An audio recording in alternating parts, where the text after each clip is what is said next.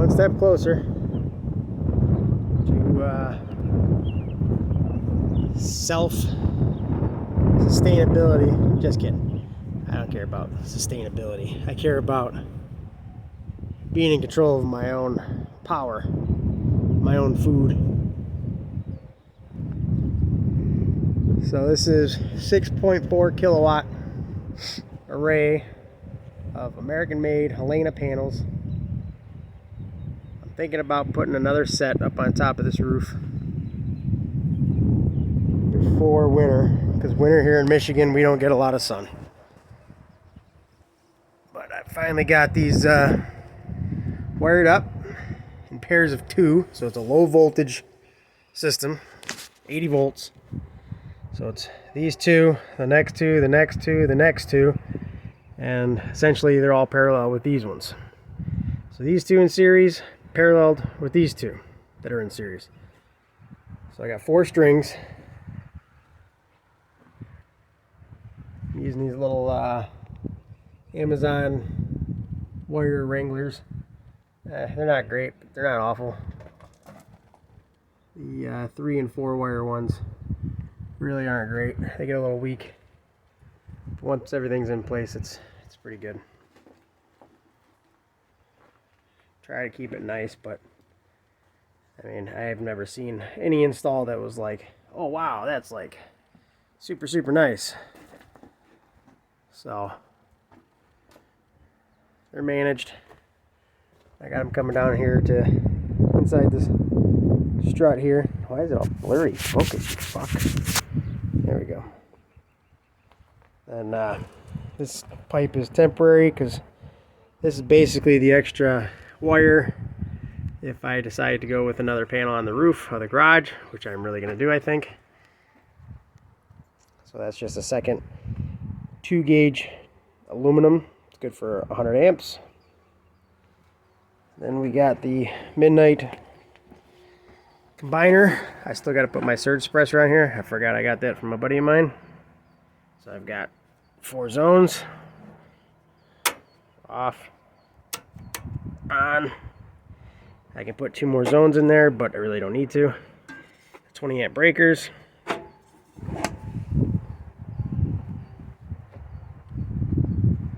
That's it right there in a nutshell.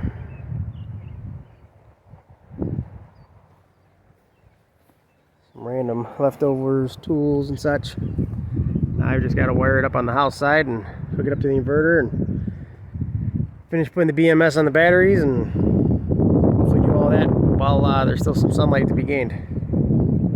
That's a shadow, not so much a reflection, not so much a shadow.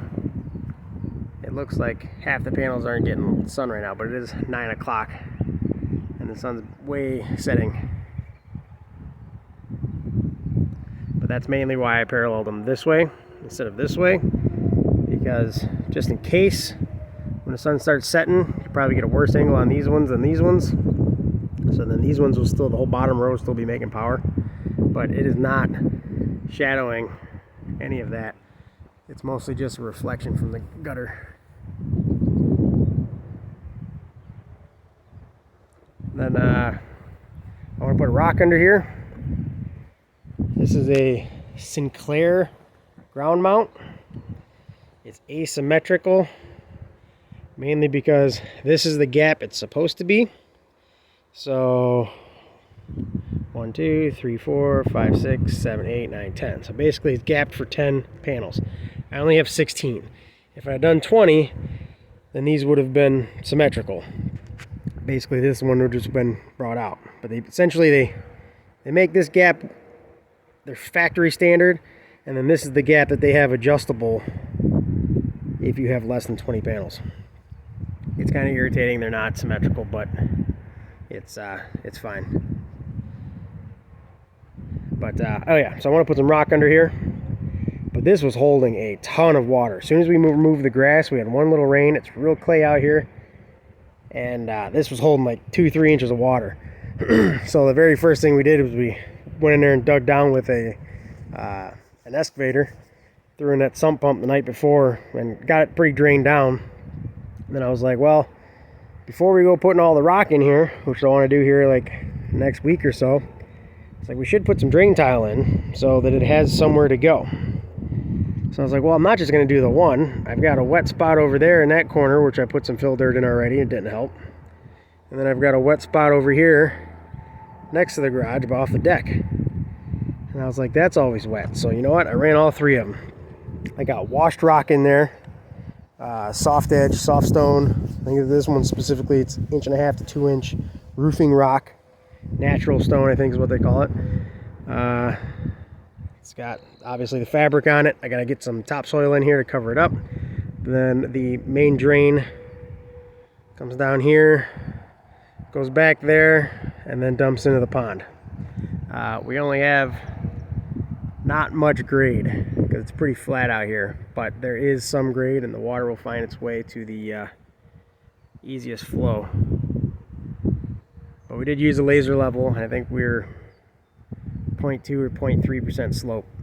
So it has grade, it will drain, because normally this stuff is just, it doesn't absorb water. It's like concrete when it dries, and it saturates during the winter, and it just takes forever to drain out. So that spot I usually can't even cut till early March because it's just so swamped out right there. So now that'll drain and should be pretty well. So we're getting close. So I ran a Mini to do some of this work because my buddy's Mini was on a job site. And then we've got the power wires running here, 2 sets of 2-gauge aluminum. It's about 110 foot. And it comes up here next to the deck. This is still all tore up from the septic tank I had to replace last year because it collapsed. I got caution tape about halfway down, so if someone is digging, hopefully they'll find it, but I plan on living here for a while. Not sure if I want to poke through here or not. That doesn't work, so I'm just gonna not worried about water being above electrical because that is not even plumbed in inside. I don't know why they ever put that there, but I couldn't go any further this way with it because that's my septic line. So, and there's like this little kick out. I didn't want to go underneath any of that and interfere with that. I already cut a piece of the sump pump, which is where all the gutters and all that goes to the drain tile, and that runs out to the creek over there. So I had to fix that. I really didn't want to cut into my pooper pipe, but I think that's the original well to the house. I'm gonna cut that off below grade and just backfill that in, get some of that white marble stone. Here's some of the pieces I chopped up. I hit it with the trencher. We're about 19 to 24 inches down on most of this. It's a direct burial, so should be fine. Just got to protect the wire where it comes out of the ground and penetrates in the house, and then it also has to be conduit inside the house because it's going to be exposed. It's 1.5 PVC is what I'm looking at. I gotta get a concrete saws or a concrete auger, hole saw, poke 2 holes in there, concrete, come into the basement. The inverters and all the stuff is basically right behind that window in the battery box. So that's where I got to get it to. We're one step closer. Another weekend's worth of work. This weekend was all this wire and all the drain tile. And that was a continuation from